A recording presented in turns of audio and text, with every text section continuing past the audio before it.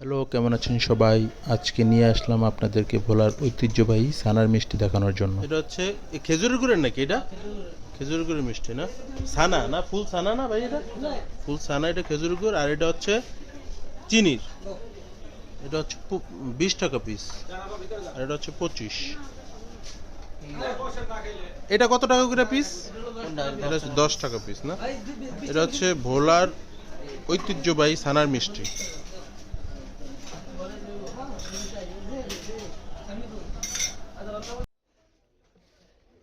দেখেন মিষ্টিগুলো কতটা সফট, একদম ফুল ছানার মিষ্টি, যেটা হয়তো অনেকের এলাকায় এরকম আছে, কিন্তু এগুলো হচ্ছে ভোলার ঐতিহ্যবাহী। এগুলো হচ্ছে মহিষের দুধ থেকে এই ছানাগুলো নেয়।